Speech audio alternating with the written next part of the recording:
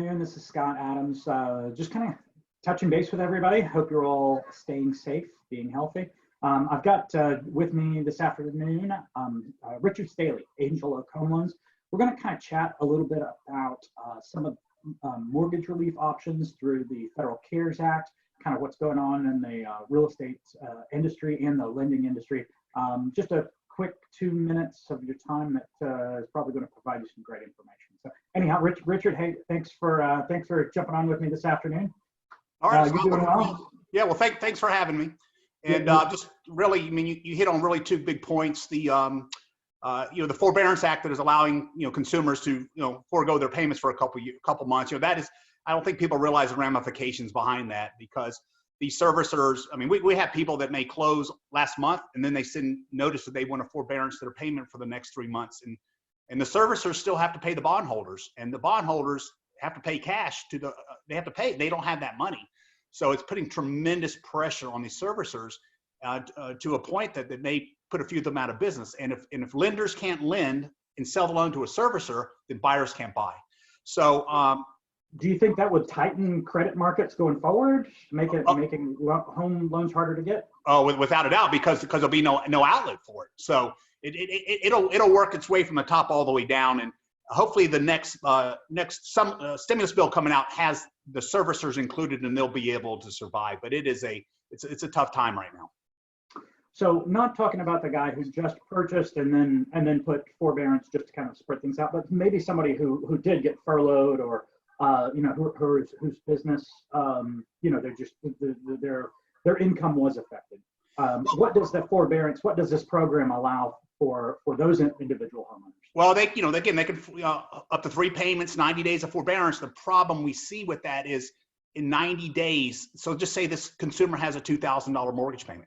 In 90 days, they now have to pay $2,000 plus $2,000, and that's going to be a problem, because knowing how fast these people can get back to work and get the revenue. The big thing that people don't understand too is there's some guidance from Fannie and Freddie that if you do a forbearance and you want to buy a home within the next 12 months, you cannot get a home loan through the government agencies, because they want to see some time for you to get back on your feet. Oh, so that's a pretty severe negative consequence too. So it is big. So if you're in the house hunting mode, it will affect you based on guidance today in the next 12 months.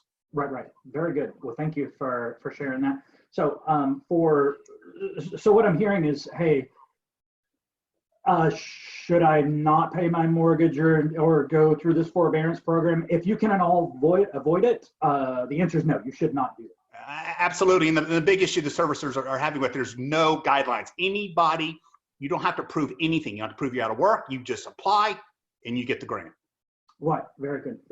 So, this whole stay-at-home experience is, kind of a little hard to wrap your head around. It's a little bit new to all of us.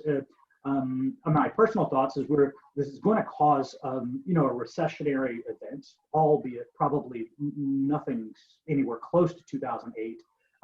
But can you tell us a little bit about what you see the impact here to housing prices and and mortgages going forward? Yeah, absolutely. I just earlier today I did a conference for a large amount of a real estate community office, and talked about. I'll share 2 slides with you real quick that can kind of really elaborate on what you're asking. So this is not a housing crisis. 2008, the financial sector, the mortgage companies, banks were just wild west. That has all been changed with the Dodd-Frank bill. This is a great slide Goldman put out about the GDP that you can see they put out a forecast in March, and then they changed it 5 days later, stating that they believe Q3 and Q4 in our world will be so much better, with obviously great growth. So our folks believe that we'll be just fine once we get out of that.